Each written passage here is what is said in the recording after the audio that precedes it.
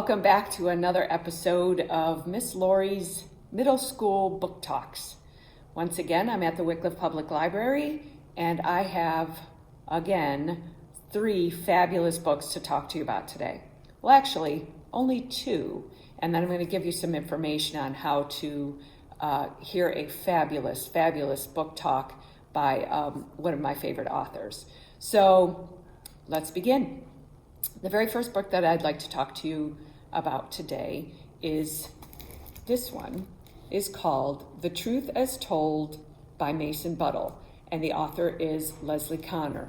I've read one other of Miss Connor's books and just fell in love with it. So as I was just perusing the shelves and saw this one, I thought, this one looks interesting.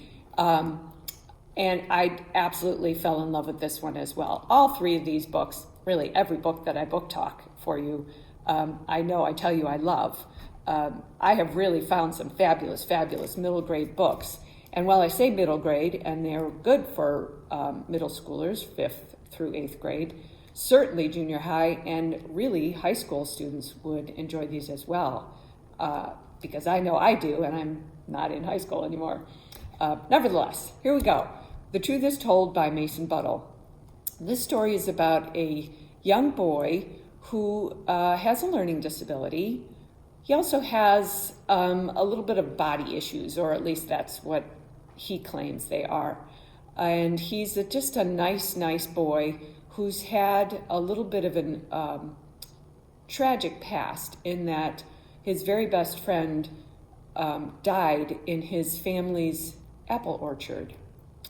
What I've found with some of the book talks that I've done in the past is that students seem to like, not that they don't like what I'm telling them about the book, but it is a good thing to hear a little bit about the story itself to see if maybe something that I read to you catches your attention. So I'm going to read just a little bit, just the very first chapter of Mason Buttle, just to give you an idea of who Mason is or who he thinks he is or how people treat him. So here we go with the first chapter. Chapter 1 is called The Stupid Shirt. Tell you what, I already know who stuffed this t-shirt into my locker. Matt Drinker did that. He took a Sharpie to it first. Fat black letters. He wrote stupid, S-T-O-O-P-I-D on it. Same way I spelled my word in the spelling bee on Friday morning. A kid like me does not belong in the spelling bee, but it is for all of 7th grade. This is not how I would kick off the school year, but I am not in charge. Elimination rounds start in the classrooms. I'm eliminated. I saw a movie about a spelling bee once. There was a girl and she had a magic about her. She could hear her word, any word at all, and the letters wrote themselves in the air. It happened in swirls and sparkles with fuzzy bees and fairies making glitter trails.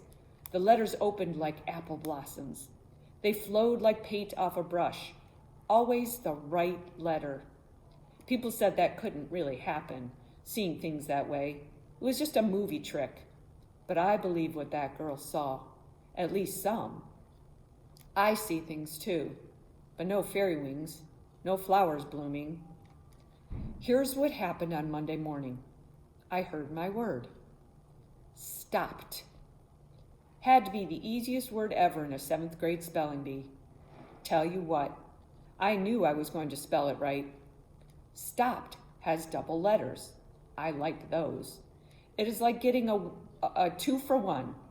Well, too bad, because as soon as I thought of that, I thought of another word. Starts with the same sound, has double letters somewhere around the middle part. Stoop. I have been with my brain for 12 long years. I know how it puts things wrong. So I closed my eyes. I thought, okay, Mason, don't let that in your head. Don't go spelling stoop. That's not your word. Your word is stopped. Under my eyelids, I started to see the letters. That's why I say it is like the girl from the movie. I can see the letters, but for me, they go ugly. They fade up or swell up. They slide away. If my eyes had pinchers on them, I'd grab at the letters and hold them still. Tick, tick, tick. You cannot take your time in the spelling bee. Stopped.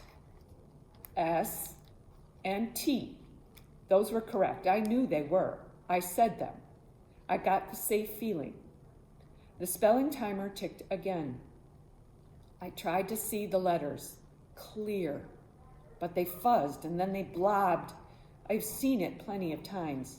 I squeezed my eyes shut tighter. I thought, please let me get this. I saw fat letters, blurry letters. Then came the other things I see. Color. Happens sometimes. This time it was dirty green. Floats like in smoke. Happens when I can't get to the right answers. That green is the color of pressure on me, a spelling bee pressure. I rolled my eyeballs behind my lids, tried to erase all of that mess. My brain got itself caught on that other word, stoop, double letters, tick, tick. I saw 2 O's. I said 2 O's. Somebody snorted. I knew I was wrong, knew I had to finish, get it over with. I wiped my sweaty hands on my pants. Stopped. I heard a P sound. I said it quick. Knew there was something more. T on the end? No, D. It would be D on the end, just not D. Tick, tick. No time. I said I and D. What I spelled was STOOPID. What it sounded like was stupid. The buzzer sounded and the whole classroom roared. Matt Drinker loves when something like that happens. That's why I'm guessing he put his stupid shirt inside my locker. He must have picked my lock to do it. Funny thing is, I knew what the shirt said because of the 2 O's in the middle. I knew it in 2 blinks.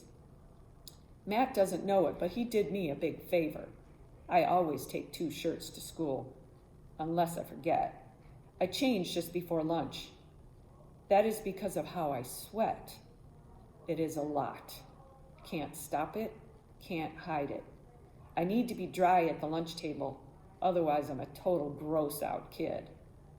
Well, today was the day I forgot that extra shirt. So I'm wearing this one that says stupid on it. It's big and it fits me. It's clean and it's dry. I'm going to keep moving. Maybe nobody will see what it says. And if they do, well, tell you what, plenty worse has happened. So you'll get to see what happens as Mason goes on in his school day with his shirt, and who makes fun of him and who comes to his aid, and the rest of the story. The next book I'd like to talk to you about is so different from that, and that one is called Game Changer, written by Tommy Greenwald. Now this one is about a young man who is a football player, and he is in his last session. The book begins with him actually in a coma. He had been in the last session of football practice before the actual season began. So in this instance, the main character was on the field and got hit very, very hard. And he was fine until he wasn't fine. And the book opens with the young man being in the hospital in a coma.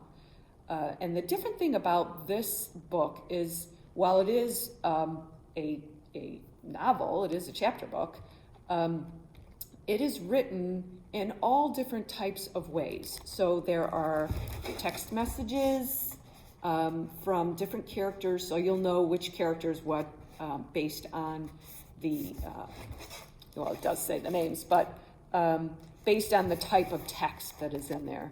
There's messages from mom, so it's kind of a book in verse and kind of not, but messages from Mom as she sits with her son in the hospital and just tries to speak to him. Same with his father and his sister, his friends. So here's one from Dad. You see, it says Dad. His sister, his friends, and then the group texts that go out to the team, and then friends of his in his grade, all trying to talk about what happened and how did it happen, and was it something that was an accident or maybe not an accident? And again, since you seem to like the fact that I read a little bit of this, I'm going to open to not the very first, because I've told you he ends up in the hospital. Some of what is written in here is also from the mind of the main character, who is in a coma but can hear what's going on, and he's trying to talk himself through what happened and let's get out of this. The portion that I'd like to read to you today is that, so now we're not in the middle, but maybe 2/3 or a third of the way into the book. And like I said, something has happened on this football field, and the school needs to find out who saw what and who's got the story so that they can figure out what happened. So they've called in what appears to be a social worker or a psychologist, and he's talking to all of the football players and the people on the team. And so this is this little piece that I'm going to read to you today is starts with the Hawthorne Department of Education. It's the partial transcript of audio recording, and then they give the date and the time. And the gentleman who is doing the questioning, his name is Mr. Rashad, and the student's name is Ethan, and he was on the field when this happened, when this accident occurred. So you can see this is what the transcript looks like right here. Okay. So I will read. It's like I said, it's in verse, so it reads pretty quickly. And this one, because it's a transcript, actually looks almost as if I'm reading a screenplay. So it starts. Mr. Rashad says, "Nice to see you again, Ethan." Ethan says, "You too." Mr. Rashad says, "Everything okay? You want some water or juice?" "No, I'm good, thanks." "Great. So did you go to the vigil last night?" "No, I couldn't make it." Well, I heard it was a really nice event. When something like this happens, sometimes it helps to be with other people who are going through the same thing, to all come together and support each other." Ethan says, "Yeah." "But not for you, huh?" says Mr. Rashad. I was really tired." "I'll bet. How about today? Did you sleep okay last night?" "Not great, but okay, I guess." Mr. Rashad says, "Well, I'd really like to help you deal with this whole thing. And the first step is making sure you fully comprehend exactly what happened to your friend. It seems there still might be some confusion about that." "What do you mean?" "Well, there are a few conflicting reports about what did exactly happen, which is not all uncommon in situations like this. Everyone's memories are different, especially when something traumatic occurs." Ethan says, "Conflicting reports from who?" "I really just want to concentrate on what you remember and how it made you feel," says Mr. Rashad. Ethan says, "Well, I know what I saw. It's like I said before, we were all playing in the rookie rumble, and something must have happened to Teddy. He took a hit, I guess, but no one noticed and he didn't tell anyone. Then after practice was over and we were hanging around, he fell. Like just collapsed from one second to the next." "How did you react?" says Mr. Rashad. "Did you try to help him?" Ethan says, "Of course. I mean, we all did. The coaches came right away. Someone called 911, and then they told us to leave the field." Mr. Rashad says, "That must have been hard for you to leave your friend." "It was horrible," says Ethan. Mr. Rashad says, "You mentioned he took a hit. Was it a particularly hard hit?" Ethan says, "I guess. I mean, I don't really remember. It was the rookie rumble, so everyone was hitting hard. Mr. Rashad says, what do you mean exactly? What does the rookie rumble have to do with it? Ethan says, it's like this big tradition where every year on the last day of camp, the seniors coach the incoming freshmen in a scrimmage. And it's a big deal because we're all trying to prove ourselves to the older guys. Everyone was playing really hard. Mr. Rashad says, aha, so kids were coaching other kids. Where are the regular coaches?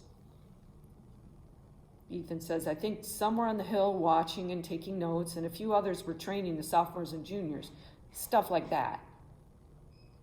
Sounds like quite an opportunity to prove yourself.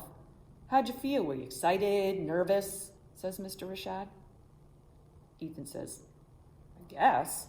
It's really competitive. Like I said, everyone tries to impress the seniors, so they'll tell the coaches how tough we are. It's the first time they've ever seen any of us play in a game. Mr. Rashad says, what position did you play? Did you feel like you played well? Ethan says, I thought I did pretty good. I mean, I'm small, but I'm pretty quick, so they put me at outside linebacker. I got hit really hard once or twice. This kid Alec hit me really hard on one play, but I made some tackles. Mr. Rashad says, so it was full pads, full hitting, everything? Well, sure, yeah. That may have had full pads and stuff. Also, it was really hot. I think maybe Teddy collapsed because of that. Mr. Rashad says, well, sure, yeah. That may have had something to do with it. But his brain was injured, bleeding. His head must have taken a real wallop at some point. Ethan says, I guess, yeah. But anyway, how many more days do we have to talk about this? I don't get it. Kids get hurt all the time. Mr. Rashad says, not quite like this, Ethan. But these conversations are certainly something you don't have to do if you don't want to. That's up to you and your parents. Well, I mean, of course it's a really horrible thing that happened, says Ethan, but this is like, it feels like it's making it worse. Mr. Rashad says, I get why you feel that way. Ethan says, then can we stop? I just want to go home and not think about it. I want to be left alone. Mr. Rashad says, well, that's just it, Ethan.